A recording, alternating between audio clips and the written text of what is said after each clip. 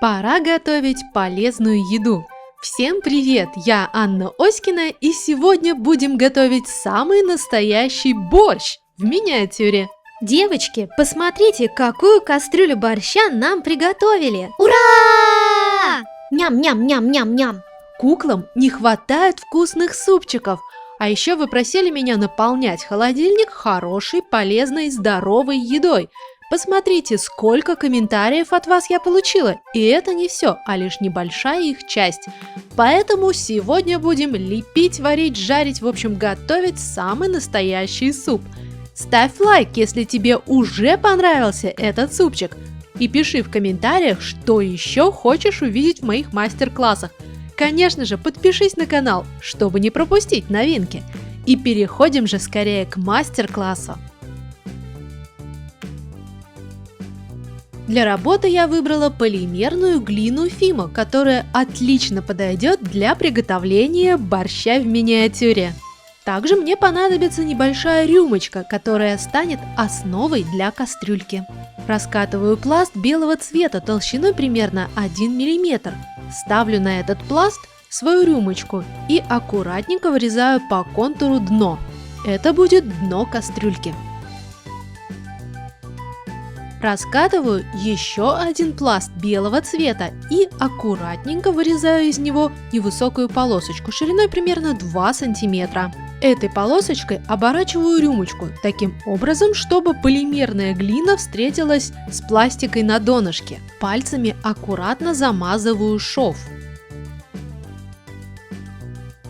И выравниваю поверхность полимерной глины влажной салфеткой. Влага размягчает полимерную глину и снимает верхний слой, а также отпечатки пальцев и всю грязь, которая могла налипнуть, ведь это все-таки белая пластика. Если кастрюлька кажется слишком высокой, то всегда ее можно подрезать прямо здесь на рюмочке.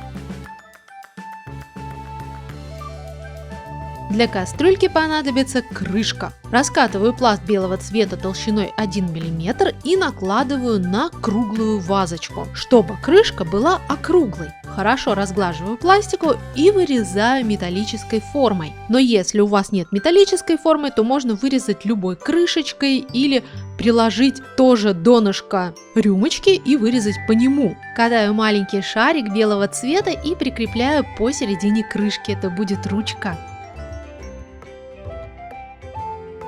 Катаю тоненькую колбаску, отрезая от нее 2 одинаковые части. И эти части станут ручками кастрюльки. При помощи геля жидкой пластики прикрепляю эти ручки к самой кастрюльке с 2 сторон, напротив друг друга.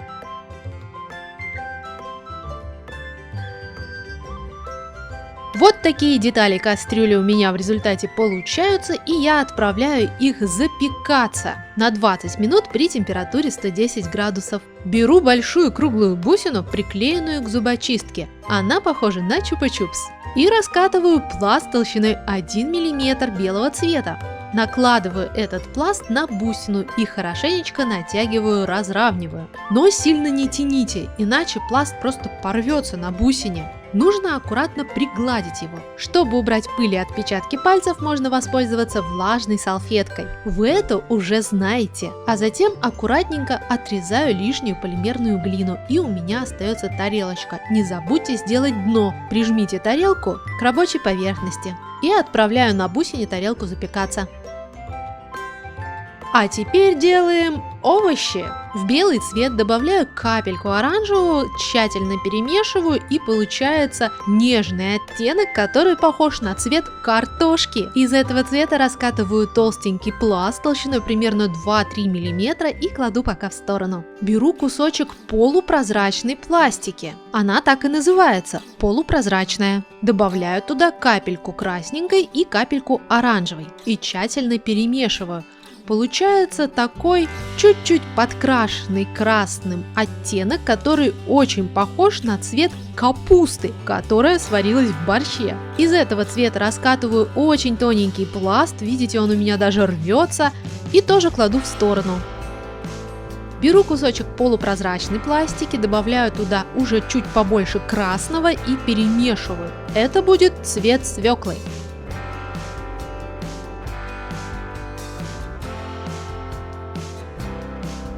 В зеленый цвет добавляю капельку красного, перемешиваю и катаю длинные тонкие колбаски. Это будет стручковая фасоль. Да, я люблю, когда в борще есть такая фасоль. А вы? Беру оранжевую пластику, цвет называется апельсин, катаю из него колбаску уже потолще, это будет морковка. Все эти овощи кладу на листочки бумаги и отправляю запекаться на 20 минут при температуре 110 градусов. А тем временем у меня уже запеклась кастрюлька, и ее теперь необходимо снять с рюмочки. А сниматься она определенно не хочет, поэтому нужно медленно, иногда это бывает достаточно долго, ну как долго, там пару минут. Я аккуратненько нажимаю на края этой кастрюльки, не нажимайте слишком сильно, иначе велик шанс просто порвать, разорвать полимерную глину. Можно аккуратненько поддеть иголочкой, провести иголочкой между рюмочкой и стенкой кастрюльки, чтобы она лучше отставала, ну а потом она снимается.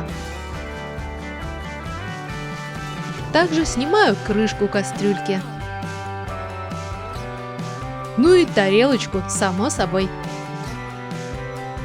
Вся эта посуда не совсем ровная, особенно ее края, и их нужно аккуратненько подшлифовать. Например, крышка для кастрюльки у меня оказалась слишком большая, поэтому я аккуратненько сошлифовываю по краям крышечку, пока она не становится того размера, который мне необходим. Также аккуратно шлифую края кастрюльки и тарелки. А потом делаю еще одну такую же тарелочку. Если какие-то кусочки пластики слишком сильно торчат, то их можно просто обрезать обычным ножом. Ну а когда все отшлифуете, нужно убрать пыль влажной салфеткой, либо помыть детали под водой.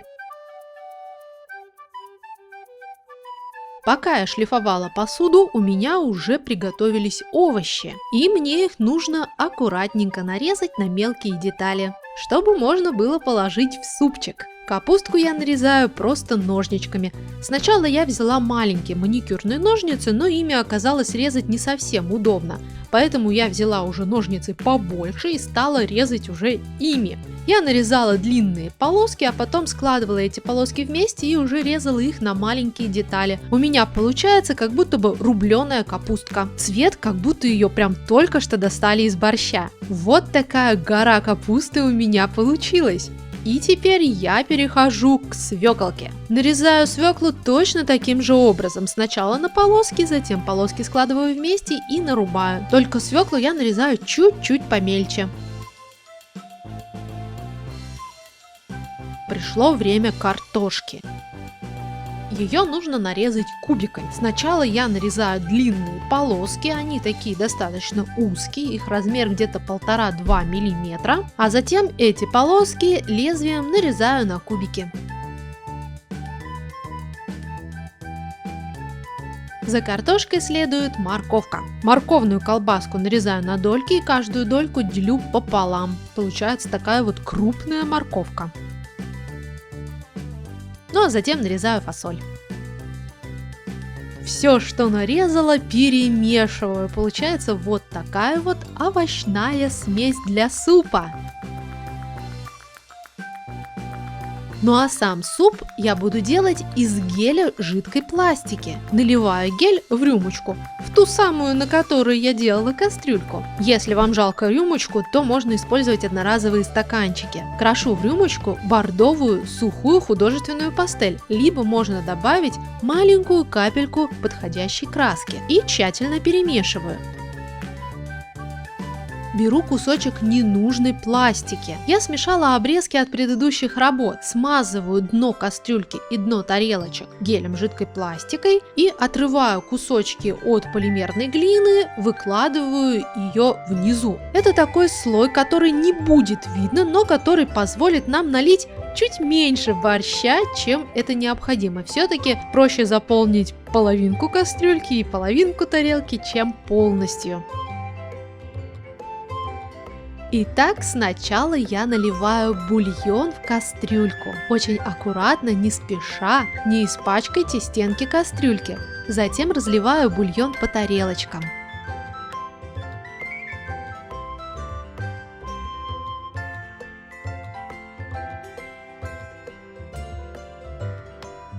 И добавляю овощи до тех пор, пока суп не станет похож на самый настоящий суп.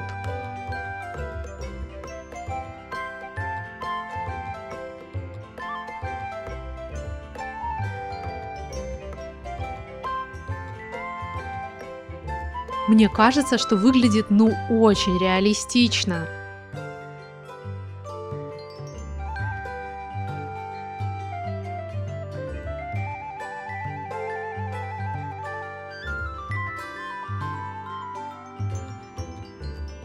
А вот в тарелочке я решила добавить сметану.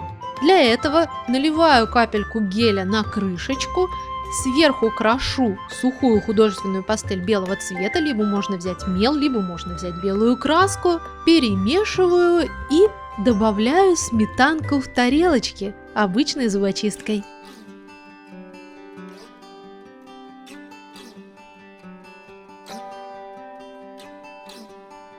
Финальный штрих – посыпка пряными травами. Здесь можно выбрать любую сухую приправу. Я выбрала прованские травы. Взяла щепоточку этих трав, немножечко размельчила ее на рабочей поверхности, в руках перетерла и посыпаю этой травой борщ и в кастрюльке, и в тарелках. Посмотрите, как мило и реалистично смотрится. И отправляю борщ запекаться еще раз на 30 минут при температуре 110 градусов. У меня остались нарезанные овощи. Я их сложила в отдельный пакетик, и можно их будет использовать потом еще раз. Сделать салат или еще какой-нибудь супчик. Когда борщ запекся, можно покрыть все лаком. Лаком я покрываю и сам борщ, и кастрюльку, и тарелки, и крышку. То есть все со всех сторон. Покрываю сначала с одной стороны, жду когда высохнет, переворачиваю, покрываю с другой стороны. Можно покрыть в 2 слоя, тогда слой будет более глянцевый и гладкий. И в результате у меня получается самый настоящий комплект здорового питания. Точнее, огромнейшая порция борща. Мне кажется, что куклам хватит, во-первых, надолго, и они останутся довольны.